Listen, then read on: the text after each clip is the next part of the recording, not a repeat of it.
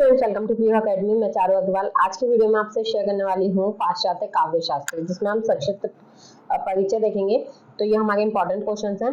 तो यहाँ पे देखिए, एक वीडियो में मैं आपको एक टॉपिक कंप्लीट करवाती चलूंगी, ठीक है। और उस टॉपिक से रिलेटेड जो भी इंपॉर्टेंट क्वेश्चंस हैं वो मैंने एक ही वीडियो में ले लिए हैं। तो वीडियो हो सकता है लंबी हो, लेकिन आपको वीडियो बिना स्किप किए और समझते हुए देखनी है। बाकी कोई भी कंफ्यूजन होता है तो आप कमेंट बॉक्स में कमेंट करके पूछ सकते हैं, ठीक है। इसके अलावा एक पेपर कंप्लीट हो चुका है, अगर आपने वो अभी तक नहीं देखा है, लिंक डिस्क्रिप्शन में मिल जाएगा, जाके चेक कर लीजिएगा, ठीक है। तो चलिए क्वेश्चन देखिए, पाश्चात्य काव्यशास्त्र की परंपरा का क्रमिक विकास संक्षेप में प्रतिपादित कीजिए। यानी कि देखिए, पाश्चात्य काव्यशास्त्र की जो परंपरा चलती आ रही है, उसके क्रम से उसका जो विकास हुआ है उसके बारे में हमें बताना है, ठीक है। एक होता है कि विकास के बारे में बताइए, लेकिन यहाँ पे क्रमिक विकास का मतलब है कि जिस क्रम में विकास हुआ है उसी क्रम में आपको बताना है, थोड़ा भी आप ऊपर नीचे नहीं कर सकते, ठीक है। आंसर देखिए, मानव सचेतन प्राणी है और जीवधारियों में सर्वश्रेष्ठ प्रबुद्धि एवं सभ्य प्राणी है। मानव की प्रबुद्धता चिर विकास एवं गतिशीलता के प्रति आबद्ध है। सृष्टि के आरंभ में जिज्ञासा, हर्ष, विस्मय आदि जो भाव उसके मन में जागृत हुए थे, वह उनका निरंतर शोध करता रहा और प्रतिफल के रूप में काव्य, नाटक, संगीत आदि कलाओं का आविष्कार करने में सफल रहा। अब देखिए, मानव सचेतन प्राणी है कि इसका क्या मतलब है कि जो मानव है, ठीक है, उसके पास एक मन है, उसके पास एक दिमाग है, ठीक है। वो सोचने समझने की क्षमता रखता है, खुद को अपडेट करने की क्षमता रखता है, ठीक है। खुद को मतलब विकसित करने की क्षमता रखता है, ठीक है। और जीवधारियों में सर्वश्रेष्ठ प्रबुद्ध एवं सभ्य प्राणी है। तो जितने भी जीवधारी हमारे पृथ्वी में पाए जाते हैं, उन सभी जीवधारियों में सबसे ज्यादा सर्वश्रेष्ठ, उसके अलावा प्रबुद्ध यानी कि समझदार, और सभ्य प्राणी कौन माना जाता है? मनुष्य माना जाता है, यानी कि मानव माना जाता है। मानव की प्रबुद्धता चिर विकास एवं गतिशीलता के प्रति आबद्ध है, यानी कि समय के साथ जो है वो मानव की बुद्धि का विकास होता रहता है और वो गतिशीलता रहती है उसमें, यानी कि वो समय समय पर परिवर्तित होते रहते हैं, अपडेट होते रहते हैं, ठीक है। सृष्टि के आरंभ में जिज्ञासा, हर्ष, विस्मय आदि जो भी भाव उसके मन में जागृत हुए, यानी कि जब सृष्टि का प्रारंभ हुआ था उस समय पे जितने भी तरीके के भाव जो मन में आए मानव के, ठीक है, वह उनका निरंतर शोध करता रहा, यानी कि उनमें निरंतरता और उसे जानता रहा, उसके बारे में उसे विकसित करने के लिए कुछ ना कुछ करता रहा। और उसका प्रतिफल क्या हुआ? उसके प्रतिफल के रूप में हमें क्या मिला? काव्य, नाटक, संगीत आदि कलाएं जो है वो उनका आविष्कार होता गया, वो चीजें हमें मिलती चली गई, ठीक है। आगे देखिए, मानव की जिज्ञासा वृत्ति और विश्लेषण प्रवृत्ति ने ज्ञान की खंडशः प्रतीति को कला की संज्ञा प्रदान की और इन कलाओं की तात्विक विवेचना भी प्रस्तुत की। अब देखिए, जो मानव की जिज्ञासा वृत्ति, यानी कि जो भी मानव के अंदर जिज्ञासा होती है, देखिए हर किसी के अंदर कुछ क्वेश्चंस होते हैं, आपके अंदर भी आपने कोई चीज देखी, ये क्या है, ये क्यों है, इससे क्या होगा, इससे क्या अच्छा हो सकता है, क्या बुरा हो सकता है, इस तरीके के बहुत सारे क्वेश्चन होते हैं जो हमें एक अनजान चीज को देखते ही समझ में, मतलब दिमाग में घूमने लग जाते हैं, ठीक है। आपने कोई ऐसी चीज देखी जो आपने आज तक नहीं देखी, तो ये क्या है, इसका नाम क्या है, इसका यूज कहाँ करते हैं, क्या कर सकते हैं, इस तरीके के बहुत सारे क्वेश्चंस आपके दिमाग में घर करने लगेंगे, आने लगेंगे, ठीक है। और विश्लेषण प्रवृत्ति के ज्ञान की, विश्लेषण प्रवृत्ति यानी कि उस चीज का विश्लेषण करना।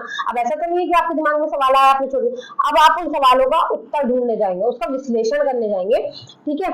और क्या है, इस वजह से क्या होता है कि मतलब ज्ञान हमारा बढ़ता है, ठीक है। और क्या है, इसे कला की संज्ञा दी गई। इन कलाओं की तात्विक विवेचना भी प्रस्तुत की गई है, यानी कि इन कलाओं की जो भी हमारी कलाएं विकसित हुई, काव्य हुआ, नाटक हुआ, संगीत हुआ, और भी जो कलाएं हुई उनका क्या हुआ? तात्विक विवेचन किया गया, यानी एक तत्व में उनका विवेचन किया गया, ठीक है। इस प्रकार कलाओं की जो तात्विक मीमांसा विद्वानों ने की, उसे साहित्य शास्त्र के नाम से अभिहित किया गया। अब देखिए, साहित्य शास्त्र किसे कहा जाता है? साहित्य शास्त्र में आता है जो भी कलाएं हमारी हैं, ठीक है, जिनका तात्विक ज्ञान हमें करवाया गया, वो सब किसमें रखी गई? साहित्य शास्त्र में रखी गई। भारत में जिस प्रकार सबसे पहले नाट्य शास्त्र की रचना हुई, ठीक है, इसलिए हुई कि उस काल में नाट्य कला अधिक जनप्रिय थी, ठीक है। भारत में क्या है, सबसे पहले नाट्य शास्त्र की रचना हुई थी, हमें पता है नाट्य शास्त्र किसकी रचना है, ये आप कमेंट बॉक्स में कमेंट करके बताएंगे, मैंने पूरा भारतीय काव्य शास्त्र आपको पढ़ाया है, ठीक है। नाट्य शास्त्र की जो रचना हुई थी वो किसमें हुई थी कि उस समय में जो है वो नाट्य कला बहुत ज्यादा प्रचलित थी, ठीक है, जनप्रिय थी, तो नाट्य शास्त्र की वहां पे रचना हुई, ठीक है। उसी प्रकार पाश्चात्य देशों में क्या हुआ, प्राचीन काल में नाटकों का विशेष महत्व था। किस चीज का, नाटक का महत्व था, ठीक है। तो अरस्तु के विवेचन के सिद्धांत से भी यह दृष्टिकोण व्यक्त होता है। अब अरस्तु का जब हम विवेचन सिद्धांत पढ़ेंगे तो उसमें भी हमें ये पता चलेगा कि उस समय जो था पहले नाटक काफी प्रचलित थे, कहाँ पे, पाश्चात्य देशों में, याद रखिएगा, कहाँ पे, पाश्चात्य देशों में प्राचीन काल में नाटक प्रसिद्ध थे, ठीक है। इसी प्रकार पाश्चात्य देशों में महाकाव्यों की रचना से परवर्ती काल के लिए काव्य शास्त्र या कला समीक्षा का आधार निर्मित हुआ, यानी कि काव्य शास्त्र का जो आधार है वो पाश्चात्य देशों में महाकाव्यों की रचना से शुरू हुआ था। किससे हुआ था, महाकाव्यों की रचना से शुरू हुआ था, ठीक है, जो कि आगे चल के समीक्षा सिद्धांतों से समृद्ध होता रहा। समीक्षा सिद्धांतों से समृद्ध होने का मतलब है कि उसकी समीक्षाएं होने लगी, उन पर शोध होना शुरू हो गया और ज्यादा उनका विकास किया जाने लगा, और ये कहा जाने लगा, मतलब जैसे किसी ने पुराना सिद्धांत दिया, ठीक है, जैसे होमर ने सिद्धांत दिया, होमर के सिद्धांत पे सुकरात ने विचार किया, सुकरात के सिद्धांत पे प्लेटो ने विचार किया, प्लेटो के सिद्धांत पे अरस्तु ने विचार किया। तो इस तरीके से क्या हुआ कि जो पुराने विचार दिए गए उन पर शोध किया जाने लगा, उन्हें और विकसित किया जाने लगा, उन पे अपने अपने विचार भी दिए जाने लगे, ठीक है। चलिए आगे देखते हैं। अच्छा, आगे बढ़ने से पहले अगर आपने अभी तक चैनल को सब्सक्राइब नहीं किया है तो चैनल को सब्सक्राइब कर लीजिएगा और नोटिफिकेशन बेल को जरूर प्रेस कर दीजिएगा, जिससे आने वाली वीडियोस की नोटिफिकेशन आपको मिलती रहे।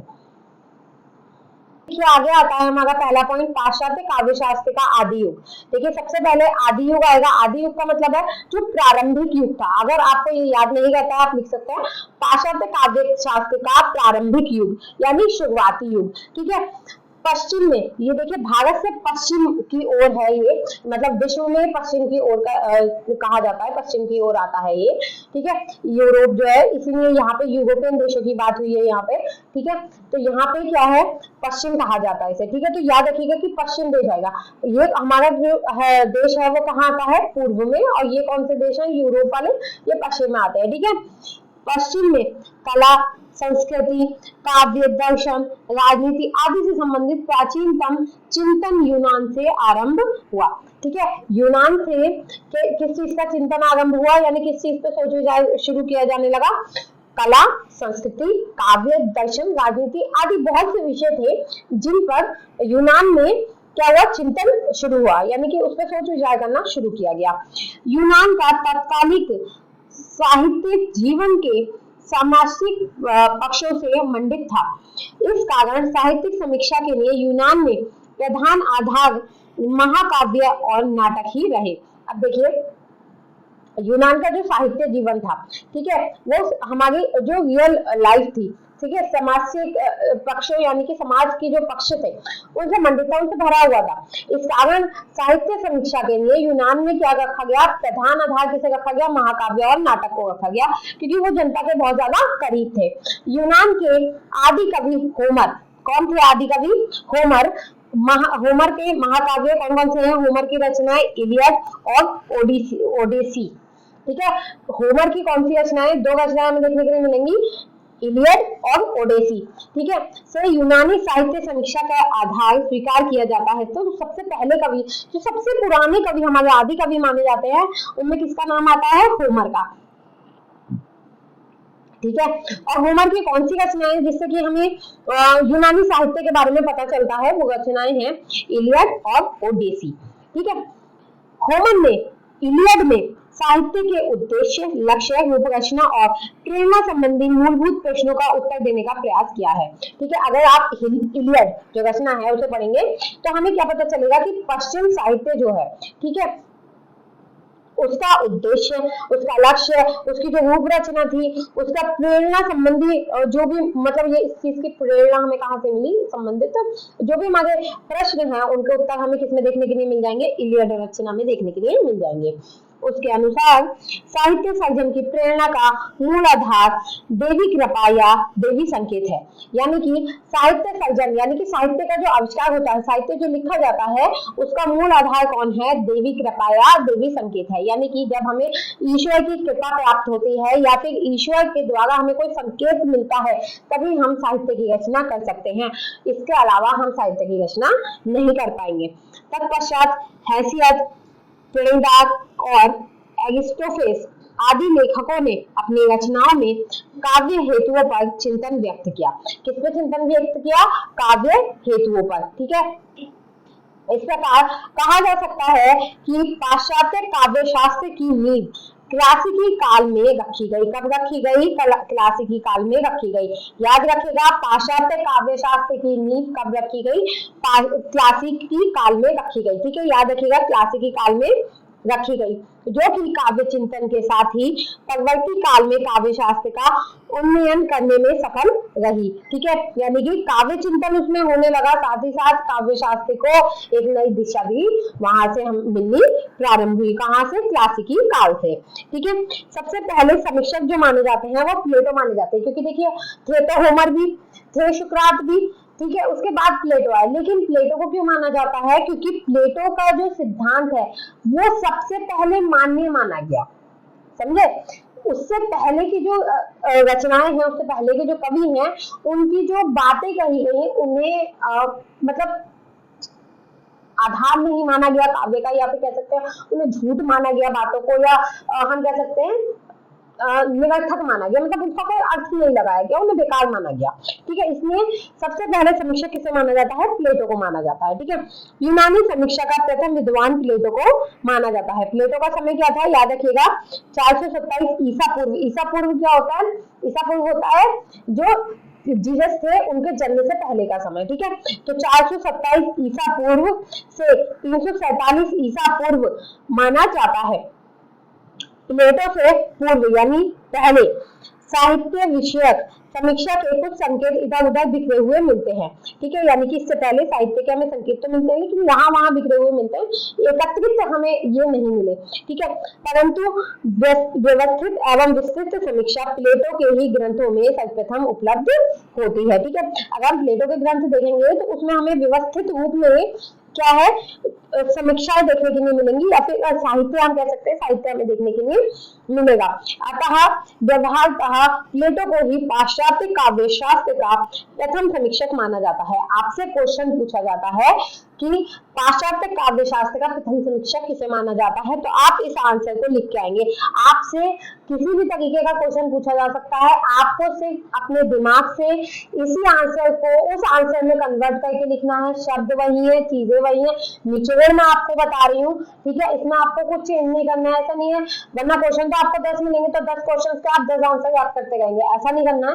आंसर आपको एक ही याद करना है, बस उसे जोड़ तोड़ के लिख देना है। ठीक है, प्लेटो एक गणितज्ञ और महान दार्शनिक थे। कौन थे? गणितज्ञ और महान दार्शनिक थे। इनके समय यूनान का सामाजिक जीवन सदाचार एवं चारित्रिक दृष्टि से गिरा हुआ था। यानी उस समय पे सामाजिक जीवन में सदाचार और चारित्रिक दृष्टि हमें देखने के लिए नहीं मिलेगी। इसका पता हमें किससे चलता है? एरिस्टोफेस नाटक से हमें इसका पता चलता है। अभी जो भी इस टाइम में नाटक लिखे गए, एरिस्टोफेस ये एक उदाहरण है। ठीक है, उस समय के जो नाटक लिखे गए उससे हमें पता चलता है, क्योंकि देखिए जो साहित्य होता है ना, वो जन समूह का क्या होता है? दर्पण होता है। कहने का अर्थ है कि साहित्य जो भी लिखा जाता है, अगर हम इस समय के साहित्य को पढ़ेंगे तो इस समय के समाज के बारे में उसमें हमें जानने के लिए मिलेगा, इस समय की धार्मिक स्थिति के बारे में जानने के लिए मिलेगा, इस समय की राजनीतिक स्थिति के बारे में जानने के लिए मिलेगा।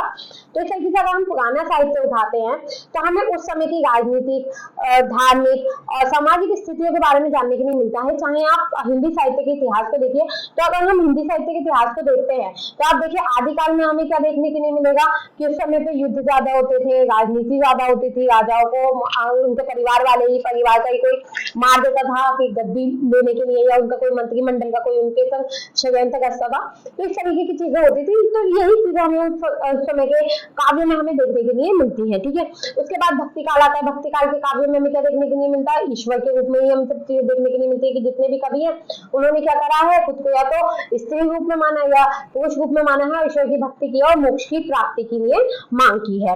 ठीक है, और यह प्रार्थना की है। ठीक है, उसके बाद गीति काल आता है। गीति काल में क्या है, जितने भी कवि थे वो क्या थे, राजाओं के आश्रित हो गए थे और उन्होंने क्या करा, सिर्फ उनकी प्रशंसाएं करते गए। ठीक है, उसमें चाहे उन्होंने कुछ, किसी ने बहुत ज्यादा प्रशंसा भी कर दी है, किसी ने कम की है। ठीक है, तो इस तरीके का काव्य हमें देखने के लिए मिलता है। आधुनिक काल में हम आते हैं। आधुनिक में हमें नाटक, कहानी, रचनाएं सब देखने के लिए मिलते हैं। उस समय भी जो आजादी के टाइम की रचनाएं थी तो आजादी की हमें देखने के लिए मिली। तो इस तरीके की जो चीजें हैं वो हमें देखने के लिए समय समय पे मिलती है। तो क्या है, ऐसे ही एरिस्टोफेस में भी हमें उस समय के बारे में जानने के लिए मिला। ठीक है, तो अगर हम पाश्चात्य काव्यशास्त्र की पुरानी रचनाओं को पढ़े तो हमें पता चलेगा कि वहां का जो साहित्य था, वहां का जो समय था, वहां की जो चीजें थी, ठीक है, वो कैसी थी। ठीक है, वहां की जो चीजें थी वो कैसी थी, उस समय के जो लोग थे उनका व्यवहार कैसा था, वहां का समाज कैसा था, वहां की राजनीति कैसी थी। क्योंकि जिस समय की हम बात कर रहे हैं वहां पाश्चात्य समय में भी वहां पे क्या थे, राजा थे। ठीक है, आगे देखिए, प्लेटो का दृष्टिकोण उपयोगितावादी तथा आदर्शवादी था। ठीक है, प्लेटो कैसे थे, उपयोगितावादी और आदर्शवादी दृष्टिकोण रखने वाले थे। उन्होंने इसी आधार पर प्रत्येक वस्तु और प्रत्येक तथ्य का मूल्यांकन किया है। यानी कि किसी भी वस्तु को, किसी भी तथ्य को, यानी कि किसी भी तर्क को उन्होंने किस आधार पर माना है, उपयोगितावादी और आदर्शवादी दृष्टि से देखते हुए ही उसे सत्य और असत्य कहा है। वस्तुतः सामाजिक उपयोगिता की दृष्टि से प्लेटो आदर्श समाज की प्रतिष्ठा चाहता था। इसलिए अपने युग तक प्राप्त यूनानी साहित्य के संबंध में प्लेटो ने 3 आक्षेप लगाए। पहला, सत्य सदा ईश्वरीय तथा तर्काश्रित होता है। यानी कि सत्य जो होता है, ठीक है, वो हमेशा ईश्वरीय होता है, यानी उसमें ईश्वर वास करते हैं। साथ ही वो तर्काश्रित होता है, यानी उसमें तर्क जरूर हमें देखने के लिए मिलेगा। जबकि काव्य में केवल सत्य की छाया का अनुकरण करने का प्रयास किया जाता है। यानी कि जो सत्य है उसकी जो छाया है वो बनाने की या वो दिखाने की जो कोशिश है वो किसमें की जाती है, काव्य में की जाती है। अतः वह साहित्य अज्ञान जन्य है, यानी कि उसमें क्या है, अज्ञानता का वास है। दूसरी चीज देखिए, सत्य की छाया का अनुकरण करने के कारण वह सत्य से दूर हो जाता है, अतः वह मिथ्या है, यानी कि वो झूठ है। यानी कि देखिए, इनका मानना क्या था, मैं आपको खुल के बताती हूँ, थोड़ा सा बताती हूँ, क्योंकि अभी हम प्लेटो को पढ़ेंगे तो हम समझ लेंगे। सत्य की छाया का अनुकरण होने का मतलब है कि देखिए, जो भी आपके सामने चीज है, जैसे कि आप अभी अपने फोन से पढ़ रहे हैं, ठीक है, आपके पास फोन है, ठीक है, तो ये जो फोन है ये क्या है, ये ओरिजिनल नहीं है। कहने का मतलब ये है कि प्लेटो कह रहे थे कि इसे बनाया ईश्वर ने, ठीक है, और ईश्वर ने बनाया और उसके बाद ईश्वर की वजह से, यानी कि हमारे पास जिसने मोबाइल बनाया ना, उसके पास ईश्वर की कृपा हुई, उसकी बुद्धि में ये चीज आई कि इस चीज को बनाया जा सकता है और इस तरह से बनाया जा सकता है। उसके बाद उसने इस मोबाइल का निर्माण किया। तो आपके हाथ में जो है वो कॉपी है, ओरिजिनल चीज नहीं है। ओरिजिनल तो किसके पास है, भगवान के पास है, उनके दिमाग में, ठीक है। और जो लोग ड्राइंग करते हैं, ठीक है, और जो लोग मोबाइल का चित्र बनाते हैं, ठीक है, तो वो क्या कर रहे हैं, वो उसका अनुकरण का भी अनुकरण कर रहे हैं, यानी कि छाया की भी छाया बना रहे हैं, ठीक है। यानी कि ओरिजिनल चीज तो आपने देखी नहीं, क्योंकि वो तो आपके दिमाग में आई, ईश्वर की वजह से वो आपके दिमाग में आई। वो चीज ओरिजिनल थी जो आपके दिमाग में मॉडल आया, ठीक है। आपने जब उसे हाथ में लाया, आपने जब उसे बना दिया, वो चीज क्या हो गई, उसका अनुकरण, यानी कि सोच को जब आपने विकसित किया, वो चीज क्या हो गई, अनुकरण, यानी कि छाया। ओरिजिनल नहीं है, वो छाया है, क्योंकि ओरिजिनल आपके माइंड में है, ठीक है। और उस छाया को जब आपने कागज पे उतारा, यानी कि उसका चित्र बनाया, तो वो हो गया अनुकरण का अनुकरण, यानी कि छाया की भी छाया, ठीक है, क्योंकि वो और ज्यादा झूठ हो गया और ज्यादा मिथ्या हो गया, ठीक है, समझने की कोशिश कीजिए, थोड़ा सा कंफ्यूजिंग है ये, मैं अभी आपको उदाहरण देके आगे समझाऊंगी जब हम प्लेटो को पढ़ेंगे। ठीक है, इतना आप समझिए, थोड़ा आपको समझ में आएगा, अगर समझ में आया हो तो दोबारा से सुनिएगा जो मैंने बोला। ठीक है, थर्ड पॉइंट आता है कि काव्य हमारी शुद्ध वासनाओं को उभारता है और हमें गंभीर और सहिष्णु बनाने की अपेक्षा भाव विगलित करता है, अतः वह समाज के लिए अहितकर है। अहितकर का मतलब क्या है कि काव्य जो है वो हमारी शुद्ध वासनाओं यानी कि हमारे मन में जो भी भावना है उसे उभार देगा। ठीक है, हमें गंभीर और सहिष्णु बनाने की अपेक्षा भाव विगलित करता है, यानी कि हमें गंभीर नहीं कहने देता। जैसे कि आपके मन में एक फीलिंग आई, कहने का मतलब है आप लोग, बहुत से लोग ऐसे होते हैं जिन्हें ना पोएट्री का शौक होता है, हो सकता है आप लोगों में भी हो, क्योंकि साहित्य में ऐसे लोग देखने के लिए हमें मिलते हैं। तो आप लोगों में से कोई भी ऐसा हो जो कि पोएट्री का शौक रखता है या फिर उसे कविताएं लिखना पसंद है। ठीक है, तो ऐसा जो व्यक्ति है, देखिए आपके मन में कोई भावना आई होगी, उसके बाद ही आपने काव्य रचना की, तो जो आपके मन में भावना आई तो आप अपने भावों में बहे, आपने अपने आप को कोमल किया, उसके बाद आप उस रचना को लिख पाए, तो आप गंभीर नहीं हो पाए। कहने का मतलब है कि अगर आप दुख महसूस कर रहे हैं तो आप उस दुख में बहे, आपकी आंख में आंसू आए, तत्पश्चात आप उस काव्य को लिख पाए। आप खुश हैं, आपने उस खुशी को बाहर जाहिर किया, अपने दिमाग में, दिल में, आपने अपने पूरे शरीर में उस खुशी को महसूस किया, उसके पश्चात आप उस काव्य को लिख पाए। ठीक है, हम काव्य कब लिखते हैं, जैसा हम फील करते हैं। तो ये कह रहे हैं कि ऐसे में हम गंभीर नहीं हो पाते, यानी कि ऐसा नहीं कि आप खुश हो लेकिन आपके मुंह पे स्माइल नहीं है, आप दुखी हो लेकिन आपकी आंखों में आंसू नहीं है, ये नहीं हो सकता, समझे। या फिर आपके मन में दुख है लेकिन आप प्रेम भरे काव्य लिख रहे हो, ऐसा नहीं हो सकता। या आप बहुत खुश हो, आप दुख भरे काव्य लिख रहे हो, ऐसा भी नहीं हो सकता। ऐसा क्या है कि आपके मन में जो फीलिंग है, आप उस फीलिंग के ऊपर ही अपने काव्य की रचना कर सकते हो। तो यहाँ पे यही कहते हैं कि काव्य की रचना जो होती है ना, वो हमें गंभीर नहीं बनने देती, वो हमें क्या करती है, भाव विगलित करती है, यानी कि भावों में बहना सिखाती है। अतः वह समाज के लिए अहितकर है। समाज के लिए क्या है, अहितकर, यानी कि समाज के लिए अच्छी नहीं है, क्योंकि इससे क्या है, हमारी कोमलता का पता चलेगा, हमारी भावनाओं का पता चलेगा कि हम किस तरीके का हृदय रखते हैं, ये चीज हमें पता चल जाएगी। ठीक है, अच्छा, अगर आप में से कोई ऐसा है जो कि पोएट्री करता है या शायरी वगैरह लिखता है तो प्लीज शेयर कीजिएगा मुझसे। ठीक है, और कमेंट बॉक्स में कमेंट कीजिएगा या फिर ग्रुप में भी जरूर शेयर कीजिएगा। ठीक है, और चलिए आगे देखते हैं।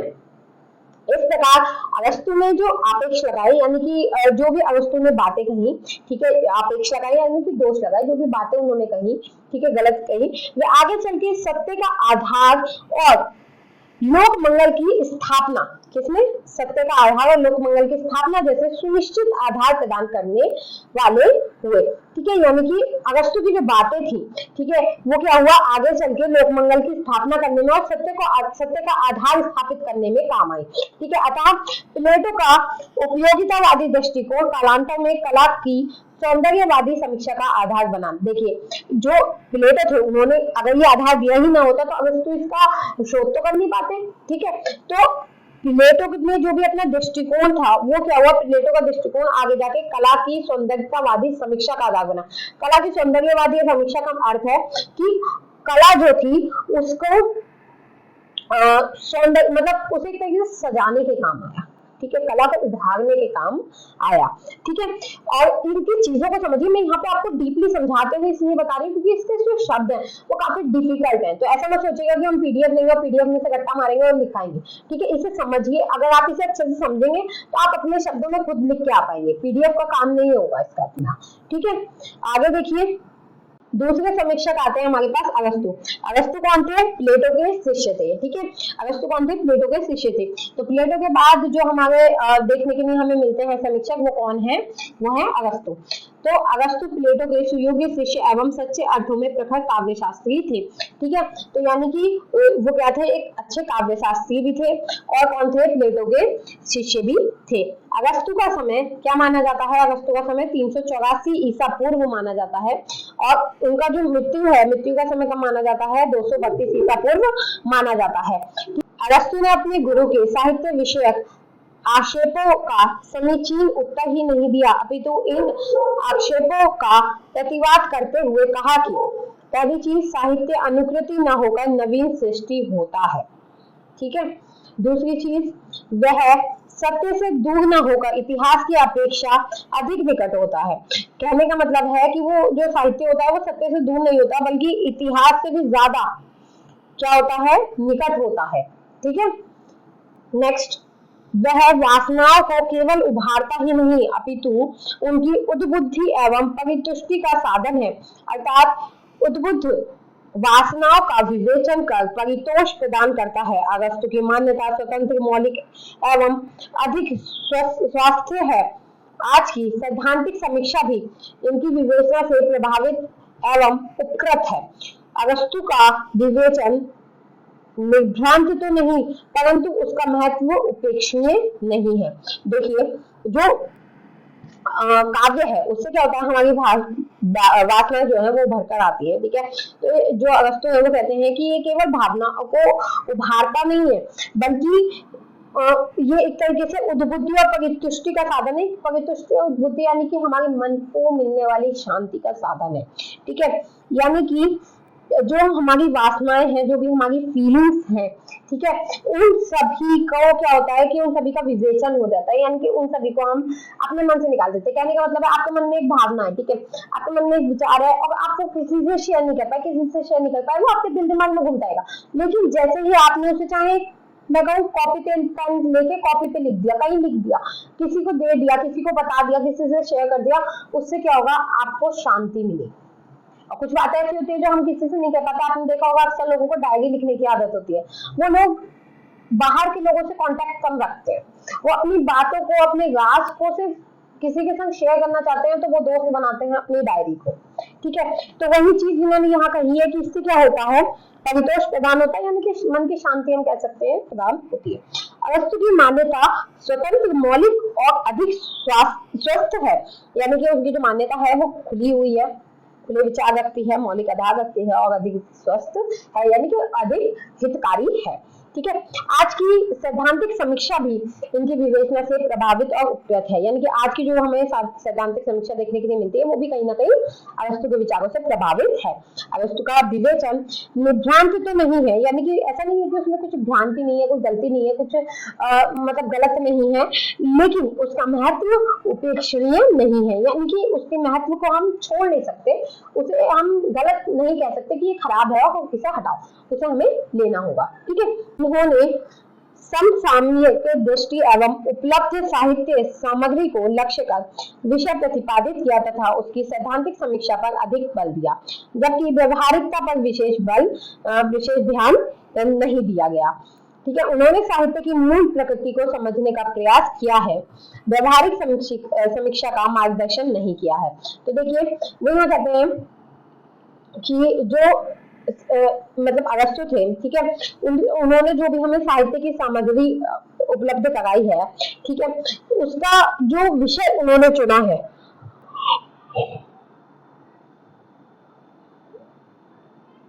वो विषय सामसामिक दृष्टि से चुना है, यानी कि उन्होंने समाज को, राजनीति को, लोगों को, सबको, सभी तरीके की दृष्टि को ध्यान में रखते हुए उसका विषय चुना है।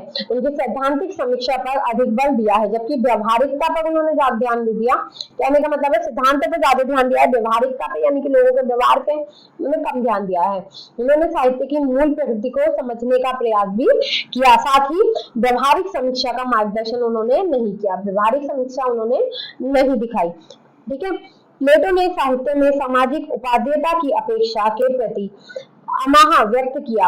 अगस्तु ने उनकी नैतिक उदात्तता का भी समर्थन किया। अगस्तु ने साहित्य में आनंद को प्रमुख मानकर उसकी कलात्मकता और गठन पर विशेष बल दिया। कहने का मतलब है कि जो अगस्तु थे उन्होंने नैतिकता का समर्थन किया, ठीक है, साथ ही साहित्य में आनंद मिलना उन्होंने प्रमुख माना। कहने का मतलब है कि वो साहित्य नहीं जिसे साहित्य को पढ़कर आपको आनंद की प्राप्ति ना हो, आपको संतुष्टि ना मिले, वो साहित्य नहीं होता है। इस चीज पे किसने बल दिया? अगस्तु ने। ठीक है। आगे देखिए, अगस्तु के उपरांत कुछ समय तक यूनान में अलंकार शास्त्र और व्यक्तित्व कला का प्राधान्य रहा तथा इसी विषय पर ग्रंथों की रचना होती रही। साहित्य समीक्षा में स्थिरता आ गई तर्कवादियों की संख्या बढ़ने लगी तथा श्रोताओं के प्रभाव को लक्ष्य कर अलंकार शास्त्र की रचना में तीव्रता आ गई। अब देखिए अरस्तु जो था उसके बाद क्या हुआ, अरस्तु की मृत्यु के बाद या अरस्तु की रचनाओं के बाद कुछ समय तक यूनान में अलंकार शास्त्र जो था उसे प्राधान्य माना गया, यानी अलंकार शास्त्र पे ही चीजें होने लगी, उसमें रचित रचनाएं लिखी आने लगी। ठीक है, इसी चीज पे ग्रंथ वगैरह जो लिखे गए वो अलंकार शास्त्र पे ही लिखे गए। ठीक है, साहित्य समीक्षा में स्थिरता आ गई, यानी कि साहित्य की समीक्षा होने लगी, मतलब समीक्षा जो थी उसमें स्थिरता आ गई, रुकाव आ गया। ठीक है, और तर्कवादियों की संख्या क्या हुई, बढ़ने लगी, यानी कि तर्क ज्यादा होने लगे तथा श्रोताओं के प्रभाव को लक्ष्य कर अलंकार शास्त्र की रचना में तीव्रता आ गई। ठीक है, उसके बाद तीसरे समीक्षक हमारे आते हैं लॉन्गिनस लॉन्जाइन्स। ठीक है, लॉन्जाइन्स के बारे में हम यहाँ जानेंगे। तो साहित्य समीक्षा में इनका योगदान मौलिक और महत्वपूर्ण रहा। ये ईस्वी तीसरी शताब्दी में अव्यवस्थित माने जाते हैं तथा इनके साथ उदात्तीकरण का सिद्धांत जुड़ा हुआ है। कौन सा सिद्धांत इनसे जुड़ा हुआ है, उदात्तीकरण का सिद्धांत जुड़ा हुआ है, ये भी हम पढ़ेंगे, अभी सिलेबस में है। इनका मत है कि पाठक या श्रोता को तन्मय कर देना काव्य का लक्ष्य है। क्या कर देना, तन्मय, यानी कि उनकी भावनाओं को पुष्ट कर देना, उन्हें पूरा कर देना ही उनका काव्य का लक्ष्य है। कवि, कृति और भावक यानी पाठक तीनों को लक्ष्य कर समीक्षा करने वाले प्रथम समीक्षक भी यही माने गए हैं। किसे, कवि, कृति और भावक तीनों को लक्ष्य कर समीक्षा करने वाले प्रथम समीक्षक किसे माना गया है, लॉन्जाइन्स को माना गया है। 18वीं सदी के स्वतंत्रतावादियों पर इनका प्रभाव प्रत्यक्ष देखा जा सकता है। स्कॉट जेम्स ने इन्हीं प्रथम स्वतंत्रतावादी या सौंदर्यवादी समीक्षक कहा है। क्या कहा है स्कॉट जेम्स ने इन्हें, प्रथम स्वतंत्रतावादी या सौंदर्यवादी समीक्षक कहा है। इन्होंने पाश्चात्य समीक्षा के प्रथम बार कला के आधारभूत सिद्धांतों के अंतर्गत कला और प्रकृति, शिल्पगत शुद्धता, कवि प्रतिभा, नैतिकता तथा दर्शक की अपेक्षा के अनुसार तत्वों का विवेचन किया है। इनके समग्र चिंतन में वस्तु तत्व की अपेक्षा आत्म तत्व की प्रधानता है, इसलिए कलावादी समीक्षक के रूप में इनका अधिक सम्मान रहा है। आगे देखिए, नेक्स्ट है रोमन युग। पाश्चात्य काव्यशास्त्र के विकास में इन तीन समीक्षकों के बाद लैटिन समीक्षकों का स्थान आता है। यूनान को राजनीतिक दृष्टि से पराभूत करने के बाद भी वैचारिक दृष्टि से रोमन यूनान की कला, संस्कृति एवं साहित्य से अत्यधिक प्रभावित रहा। तो यहाँ पे देखिए यूनानी जो साहित्यकार हैं या समीक्षक हैं उनके बाद किसका नंबर आता है, लैटिन समीक्षकों का नंबर आता है, यानी उनका स्थान आता है। ठीक है, यूनान को राजनीतिक दृष्टि से देखने के बाद वैचारिक दृष्टि से रोमन यूनान की कला, संस्कृति और साहित्य से अत्यधिक प्रभावित हुआ। कौन, रोमन। ठीक है, परंतु यूनानी समीक्षा के स्तर का कोई समीक्षक लैटिन यानी रोमनों में नहीं हुआ। ठीक है, केवल भाषण कला और अलंकार शास्त्र का कुछ विवेचन रोम में हो पाया। सिसरो नामक विद्वान ने भाषण कला का बहुत अच्छा विवेचन किया और होरेस ने काव्य शास्त्र के संबंध में अपना अच्छा चिंतन प्रकट किया, परंतु इन पर अरस्तु अर्थात यूनान का स्पष्ट प्रभाव परिलक्षित होता है, यानी हमें अरस्तु का प्रभाव रोम की रचनाओं में देखने के लिए मिलता है। इसी कारण इन्हें यूनानी परंपरा का अंधभक्त भी कहा जाता है।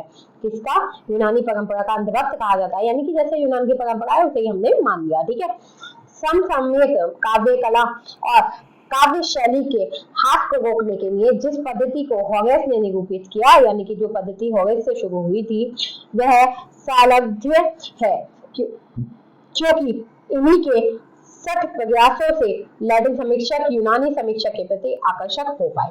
एक मार्गदर्शक के रूप में होरेस ने अपना निजी स्थान है, होरेस का क्या है, अपना निजी स्थान है मार्गदर्शक के रूप में, क्योंकि अगर होरेस ने शुरुआत न की होती तो आज ये चीज यहाँ तक ना पहुंची होती, ये काव्य पाश्चात्य काव्य शास्त्र यहाँ तक ना पहुंचा होता।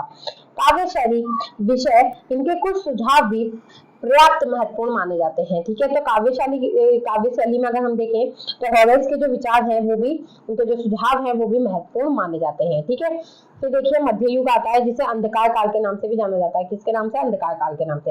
रोमन साम्राज्य के पतन के बाद ईसाई मत का आभुद्य हुआ, यानी कि रोमन साम्राज्य जब खत्म हो गया उसके बाद ईसाई मत आया। ठीक है, उस समय रोमन कैथोलिक चर्च के प्रभुत्व से कला, साहित्य, नाटक आदि को धार्मिक और अनैतिक घोषित किया गया। ठीक है, क्या माना गया? कला साहित्य और नाटक जो है वो क्या है? अधार्मिक है और अनैतिक है। धार्मिक अंधविश्वास की अधिकता से और लैटिन भाषा को अपनाने के दुराग्रह से साहित्य सर्जन और स्वतंत्र चिंतन का मार्ग अवरुद्ध हो गया। यानी कि धार्मिक अंधविश्वास उस समय बहुत चला, उसकी वजह से क्या हुआ? साहित्य सर्जन बंद हो गया, स्वतंत्र चिंतन यानी कि स्वतंत्रता के साथ कुछ सोचना, ये सब क्या हुआ? बंद हो गया। इन्हीं कारणों से लगभग 1000 वर्षों तक पश्चिमी चिंतन परंपरा को पतन काल या अंधकार काल कहा जाता है। क्या? उस समय पे लगभग 1000 साल तक जो है पश्चिमी चिंतन परंपरा को रोक दिया गया, इसलिए उसे पतन काल या अंधकार काल कहते हैं। आगे देखिए, जागरण काल।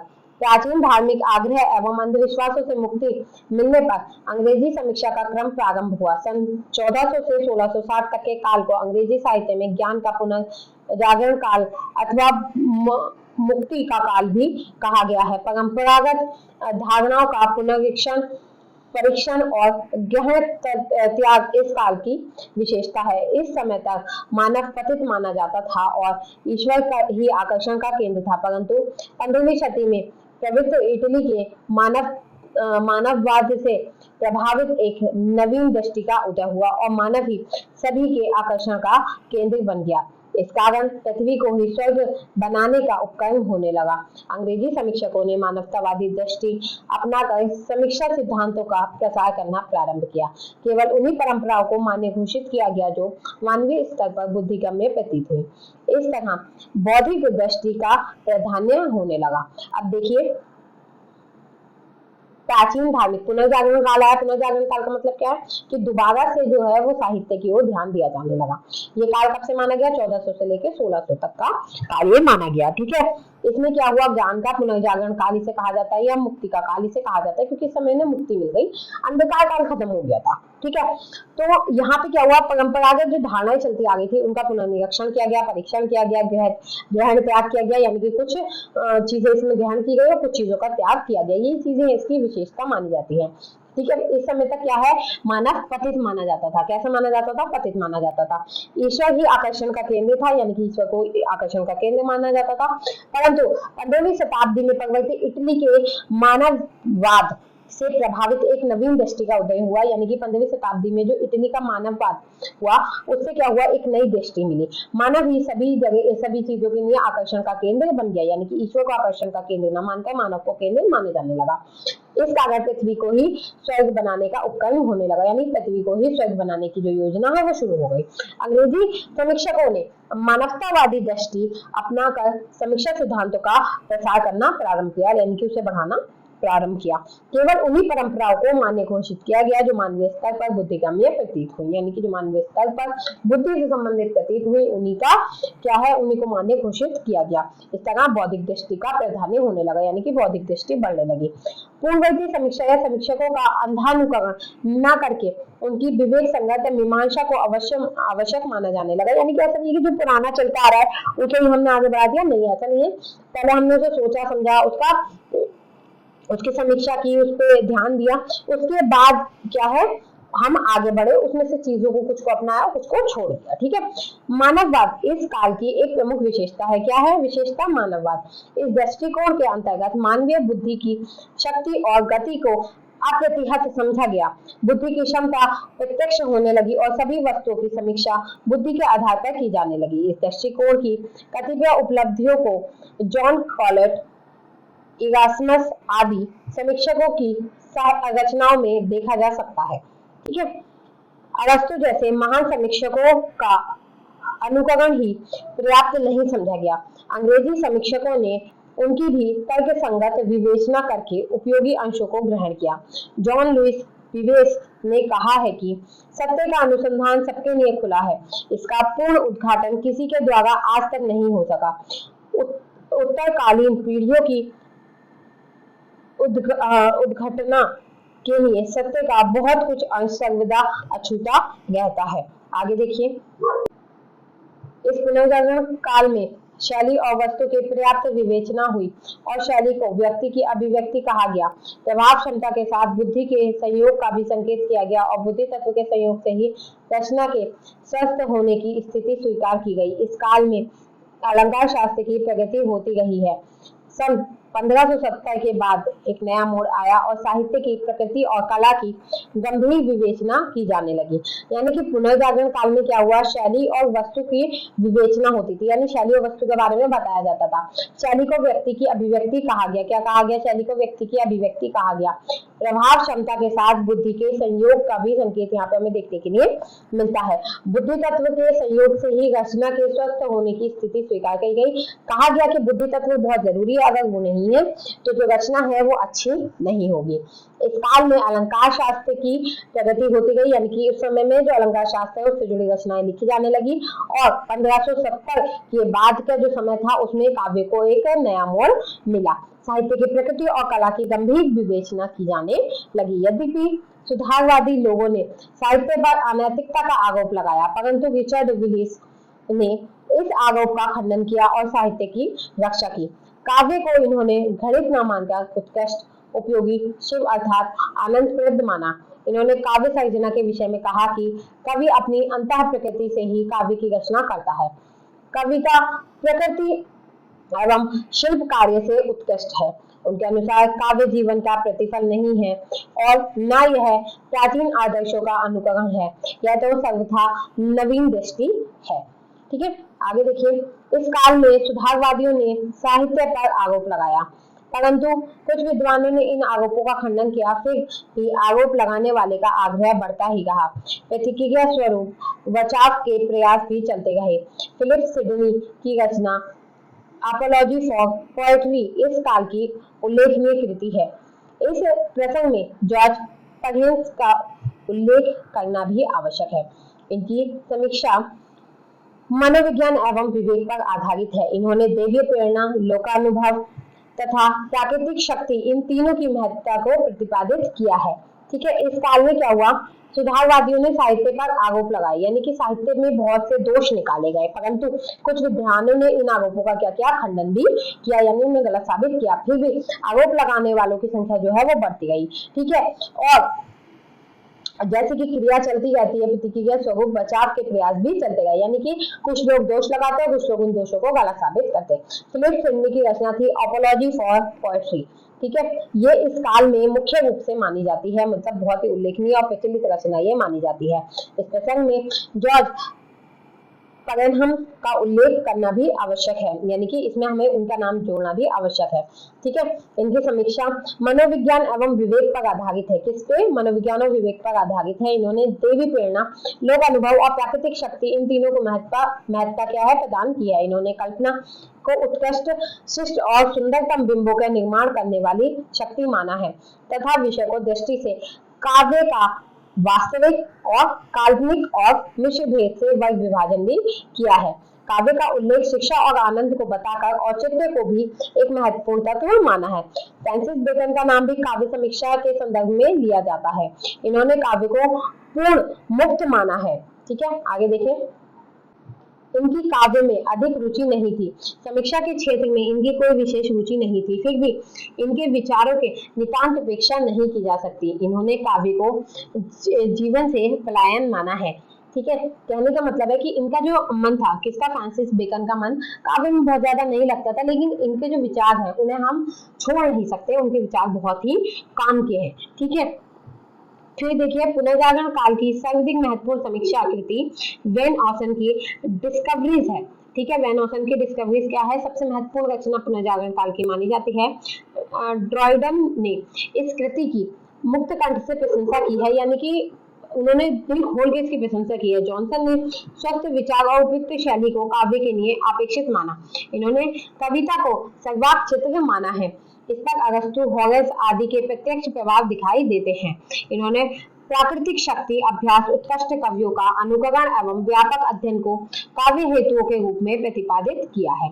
जॉनसन ऐसे प्रथम समीक्षक है जिन्होंने रचना की व्यवहारिक समीक्षा के प्रति विशिष्ट एवं प्रशंसनीय योगदान किया है। ठीक है, आगे देखिए। नव्य शास्त्रवाद युग। 17वीं सदी के मध्य में समीक्षक साहित्य रचना में व्यवस्था स्थापित करने के लिए साहित्य शास्त्रीय नियमों पर नियम का निर्धारण करने में प्रवृत्त हुए। यानी कि 17वीं शताब्दी का जो मध्य का समय चल रहा था, ठीक है, उस समय जो साहित्य रचना थी उसे व्यवस्थित करने के लिए जितने भी साहित्य शास्त्री थे वो नियमों का निर्धारण कर रहे थे। ठीक है, बोलो ने आचरण संहिता प्रस्तुत की। इन्होंने बोलो की कौन सी रचना आई? आचरण संहिता। इन्होंने अपनी कृति ऑड फ्योरिक में काव्य के उद्देश्य, शैली, प्रकृति, रूप आदि के नियमावली का निर्धारण किया। काव्य का प्रमुख उद्देश्य शिक्षा देना है और गौण उद्देश्य आनंद लाभ है। ठीक है, प्रतिभा काव्य का मूल हेतु तो है, परंतु कवि के लिए कला का ज्ञान आवश्यक है। इन्होंने अपनी नियम संहिता में प्राचीन कवियों का अनुसरण करने, संभावना और औचित्य का ध्यान रखने पर भी बल दिया है। इस नियम संहिता का यह परिणाम हुआ कि लोग अनुकरण को आग्रहपूर्ण मानने लगे, यांत्रिकता का प्रसार होने लगा और साहित्य की मुक्त आत्मा घुटने लगी। ठीक है, आगे देखिए। तो देखिए आता है स्वच्छंदतावाद। उक्त प्रतिक्रिया के फलस्वरूप स्वच्छंद प्रवृत्ति का उदय हुआ। विद्रोह के इस स्वर ने निश्चित आकार धारण किया और साहित्य पुनः स्वच्छंद हो गया। सेंट एवरेमो ने नियमों की उपयोगिता और बुद्धि के महत्व को स्वीकार करते हुए उसके अवैचारिक उपयोग को अनुचित घोषित किया, क्योंकि इससे कल्पना कुंठित होती है। त्रासदी में अति मानवीय और अति प्राकृतिक तत्वों के निषेध घोषित किया गया। अब यहाँ पे देखिए कि ये जो स्वच्छंदतावाद का समय आया, ठीक है, उसमें स्वच्छंद प्रवृत्ति का उदय हुआ। ठीक है, यानी कि स्वच्छंद प्रवृत्ति का मतलब खोल के जो प्रकृति वर्णन है किसी भी चीज पे, मतलब जो कवि हैं वो लिख सकते थे। विद्रोह के इस स्वर ने निश्चित आकार धारण किया और साहित्य पुनः स्वच्छंद हो गया। सेंट एवरेमो ने नियमों की उपयोगिता, बुद्धि के महत्व को स्वीकार करते हुए इसके अविचारित उपयोग को अनुचित घोषित किया, यानी कि ये कहा कि सोच समझ के ही रचना की जानी चाहिए, क्योंकि इससे कल्पना कुंठित होती है, यानी कल्पना पे दोष लगते हैं। ठीक है, त्रासदी में अति मानवीयता और अति प्राकृतिक तत्वों को निषेध घोषित किया गया, यानी कि बहुत ज्यादा मानवीयता या प्राकृतिक तत्वों का उपयोग नहीं किया जाएगा काव्य में। और त्रासदी में केवल दुख और पीड़ा का वर्णन करना ही उनकी दृष्टि में पर्याप्त नहीं माना गया, यानी कि दुख और पीड़ा के लिए हम केवल त्रासदी का ही प्रयोग नहीं करेंगे, अपितु उसमें मानवीय उदारता का समावेश भी स्वीकार किया गया। इस प्रकार 17वीं शताब्दी में नव्य शास्त्रवादी तथा स्वच्छंद प्रवृत्ति के परस्पर संघर्ष चलता रहा। ठीक है, किसमें? नव्य शास्त्रवाद और स्वच्छंद प्रवृत्ति में क्या चलता रहा? संघर्ष चलता रहा। फिर आती है 18वीं सदी। 18वीं सदी के मध्य में अंग्रेजी समीक्षकों ने क्लासिक सिद्धांतों का गंभीर अध्ययन किया। दूसरी ओर स्वच्छंदतावादी प्रवृत्ति का भी विकास होता रहा। फलस्वरूप एक और बुद्धि को कल्पना से उत्कृष्ट मानते हुए साहित्य में सुगमता, सरलता एवं स्पष्टता आदि गुणों को महत्व दिया जाने लगा तथा दूसरी ओर कल्पना के सौंदर्य एवं गौरव की व्याख्या होने लगी। पॉप और सैमुअल जॉनसन आदि समीक्षकों ने प्राचीन सिद्धांतों पर नया आलोक डाला और युगीन साहित्य की निरपेक्ष समीक्षा की। उन्होंने सैद्धांतिक विश्लेषण में सार्वभौमिक मानवीय प्रकृति को महत्व दिया और साहित्य की परीक्षा का मानदंड देश काल निरपेक्ष भावना को माना।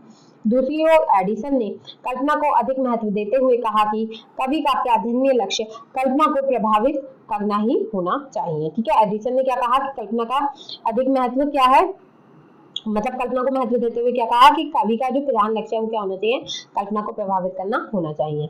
सन 1798 में वर्ड्सवर्थ के लिंकन वेल्डस के प्रकाशन से स्वच्छंदतावाद को अधिक बल मिलता है। ठीक है, फ्रांस के राज्य क्रांति के बाद रूसो, वोल्टेयर और गैटो की विचारधारा से इस प्रवृत्ति की नई शक्ति मिली। आगे देखिए, यहाँ पे देखिए मैंने थोड़ा समझाना कम कर दिया है, क्योंकि यहाँ पे आप शब्दों से समझ जाएंगे। जैसे जैसे कोई भारी शब्द आ रहा है, कोई डिफिकल्ट लाइन आ रही है, मैं वहाँ पे खुद ही एक्सप्लेन कर दे रही हूँ। ठीक है, तो इन्हें समझिए अच्छे से। फिर देखिए, फिर कॉलगेज, शैली, किट्स आदि कवियों ने इसके विकास में भी योगदान दिया। परिणाम स्वरूप सौंदर्य प्रेम और सौंदर्य के प्रति जिज्ञासा के महत्व बढ़ने लगा और स्वच्छंदतावाद ने प्रेम रहस्यात्मक और आदर्श स्वरूप में प्रतिपादित होने लगा। ठीक है, यानी कि क्या हुआ कि जो स्वच्छंदतावाद का समय था उसमें क्या होने लगा? सौंदर्य प्रेम, सौंदर्य के प्रति जिज्ञासा का महत्व, ये सब क्या है? बढ़ने लगे। ठीक है, स्वच्छंदतावादी समीक्षकों की समीक्षा पद्धति दो दर्शन के दायरे से उठकर सौंदर्य दर्शन के रूप में प्रतिष्ठित होने लगी। 19वीं सदी राजनीतिक और औद्योगिक क्रांतियों, वैज्ञानिक अनुसंधानों, मनोवैज्ञानिक उपलब्धियों, डार्विन के विकासवाद, मार्क्स के द्वंद्वात्मक भौतिकवाद और फ्रायड के स्वप्नवाद आदि से प्रभावित होकर जनजीवन से परिवर्तन का काल माना जाता है। इस काल में साहित्य और जीवन एक दूसरे के निकट आए और तर्क शक्ति का विकास हुआ। अब यहाँ पे देखिए, मैं एक बात बताऊं कि यहाँ पर अगर आप कुछ भी चीज छूट जाती है, कोई भी पॉइंट आपका छूट जाता है, तो आपको क्लियर नहीं हुआ है, तो प्लीज उसे कमेंट बॉक्स में लिख दीजिएगा। बाकी वो जो टॉपिक होगा उसमें मैं आपको पूरी तरीके से क्लियर कर दूंगी, क्योंकि यहाँ पे हर चीज को बहुत शॉर्ट लिया गया है और जो हमारा मेन टॉपिक है उसमें हम इसे खुल के पढ़ेंगे। ठीक है, इस तरह कई मतवाद इसमें पनपने लगे तथा नीतिवादी समीक्षा पद्धति अपनाई जाने लगी। इससे कथ्य की प्रशंसा और अनुपयोगी रचनाओं की निंदा होने लगी। इस प्रकार पाश्चात्य काव्यशास्त्र के विकास में स्वच्छंदतावाद का विशेष योगदान रहा है। आगे देखिए, नेक्स्ट है आधुनिक युग एवं समीक्षात्मक दृष्टि। देखिए, नीतिवाद के प्रतिक्रिया स्वरूप सन 1885 के आसपास कला के लिए नारा बुलंद हुआ और कलावाद की प्रवृत्ति बढ़ने लगी। यानी कि नीतिवाद के बाद कौन सा समय आया? 1885 के आसपास कलावाद का समय आया। ठीक है, इससे नीति और आदर्श का विरोध होने लगा। विक्टर कुंजन, स्विंजमन, बटलर, आस्कर वाइटलर इस मत के पोषक हैं। इनकी दृष्टि में कला का मूल्य कला ही हो सकती है। इस तरह कला समष्टिपरक न रहकर व्यष्टिपरक हो गई तथा समाज और कला में अंतर बढ़ने लगा। 20वीं शती के आरंभिक काल अंग्रेजी समाज और साहित्य के लिए अव्यवस्थित रहा। कुंठा, निराशा, विद्रोह, अनास्था आदि प्रवृत्तियां इसमें व्यापने लगी, यानी कि प्रवास से होने लगा। नीति और आचार व्यवहार को एडविन डेविड जैसे आलोचकों ने आधार दिया तथा स्वच्छंदतावादी काव्य में बिंबवाद का विरोध किया। आत्मवादी दार्शनिक क्रोचे ने भौतिकवाद का विरोध का स्वर प्रकट किया और सहजानुभूति की क्रिया को ही कलात्मक सर्जन घोषित किया। इनकी मान्यता वस्तुतः स्वच्छंदतावाद का संशोधित संस्करण और उसका उग्र स्वर भी कहा जाता है। इसमें संप्रेक्षणता को काव्य का बाह्य उपकरण माना गया। सर्जना और संप्रेक्षण दोनों ही क्रोचे ने पृथक और भिन्न माना। लगभग वही स्थिति प्रतीकवाद की है। इसमें भी वस्तु और सामाजिकता की अवहेलना हुई है और कवि एवं उसके अंतर्गत की प्रधानता हमें मिलती है। ठीक है, फिर आता है देखिए 20वीं सदी का समय। 20वीं सदी में फ्रायड और मार्क्स दो अत्यंत प्रबल विचारक हुए। कौन कौन? फ्रायड और मार्क्स। फ्रायड ने जीवन में काम को मूल व्यक्ति माना और साहित्य को काम कुंठाओं की अभिव्यक्ति बताया। मार्क्स ने प्रत्यक्षता साहित्य का विवेचन तो नहीं किया, परंतु परोक्षतः तद्दृश्य का समाजवादी दृष्टिकोण को आंशिक रूप में अवश्य व्यक्त किया। इन दोनों का प्रभाव युगीन विचारधाराओं पर पड़ा और सृजनात्मक साहित्य और समीक्षा भी इससे अप्रभावित नहीं गए। यानी कि समीक्षा और साहित्य पे भी इसका प्रभाव पड़ा। मार्क्सवादी व्यक्ति की अपेक्षा समाज को अधिक महत्व देता है और उसकी दृष्टि में साहित्य का मुख्य प्रयोजन समाज कल्याण है। ठीक है, साहित्य का मार्क्सवादी उद्देश्य है नैतिक, सामाजिक, राजनीतिक शिक्षा द्वारा सुप्त नागरिक चेतना को जागृत करना। यानी कि नैतिक, सामाजिक और राजनीतिक शिक्षा किसी भी व्यक्ति को प्राप्त होना और उससे क्या है, नागरिक चेतना का विकास होना। साहित्य को वह वैषम्य, दुरावस्था, कुरीतियों आदि का उन्मूलन का सशक्त साधन मानते हैं। 20वीं सदी का अंग्रेजी साहित्य जीवन के समाजशास्त्रीय अध्ययन से आरंभ होकर मनोविश्लेषणात्मक अध्ययन में परिवर्तित हो गया। मनोविज्ञान का प्रभाव आधुनिक युग में प्रत्यक्ष ही है। I.A. रिचर्ड की समीक्षा पद्धति पूर्णतः वैज्ञानिक आधार लिए हुए है और साहित्य सर्जन की समीक्षा मनोविज्ञान के आधार पर की गई है। T.S. इलियट की इस काल के मूर्धन्य समीक्षकों में से है। इन्होंने कवि के विषय में कहा है कि कविता भावों का उन्मोचन नहीं करती, अपितु भावों से पलायन है। वह व्यक्तित्व की अभिव्यंजना नहीं, व्यक्ति से पलायन है। कहने का मतलब है कि कविता जो है, ठीक है, वो क्या है, भावों में नहीं घुलती मिलती, वो भावों से अलग होती है, या व्यक्ति की अभिव्यंजना नहीं है वो, बल्कि व्यक्ति से का पलायन है। यानी कि व्यक्ति का वहां से जाना है, पलायन होता है छोड़कर जाना। ठीक है, इन्होंने काव्य में मौलिकता को निषेध किया है, यानी मौलिकता को खत्म किया है, क्योंकि तथा कथित मौलिकता में अतीत और विगत परंपराओं का स्पर्श अवश्य रहता है। यानी कि इनका कहना है कि जो मौलिकता होती है उसमें कहीं ना कहीं हमारा जो अतीत होता है या पुरानी चली आ गई परंपराएं जो है वो कहीं ना कहीं हमें देखने के लिए मिल जाएंगी। ठीक है, आगे निष्कर्ष देखिए। समीक्षा का विकास अमेरिका में हो रहा है। इस मतानुसार कलाकृति का मूल्यांकन बहिरंग न होकर सर्वथा निरपेक्ष और स्वतंत्र वस्तु के रूप में होना चाहिए। इस पद्धति के समर्थक प्रति को ही लक्ष्य का मूल्यांकन करने के पक्षपाती हैं। इतर मूल्यों का उसमें समावेश अनुचित मानते हैं। नवीन आलोचना पद्धति उन सभी तत्वों के शोध में प्रवृत्त है जिसके कारण किसी कविता को कविता कहा जा सकता है। इसमें संदर्भों की मीमांसा अनपेक्षित मानी जाती है। यह पद्धति समीक्षा के शाश्वत मूल्यों का अनुसंधान करने में लीन है। आज की समीक्षा कृति भिन्न भिन्न अंगों, उनके परस्पर संबंध, एक सूत्रता, अनुवृत्ति आदि का विश्लेषण करती है। कवि के व्यक्तित्व की अपेक्षा आज कृति विशेष की प्रकृति प्रवृत्ति का मूल्यांकन प्रमुख हो चुका है। समीक्षा के इस विकास की गति फिलहाल गतिशील है और आगामी तत्व भविष्य के गर्भ में है जो समय आने पर साकार होगा।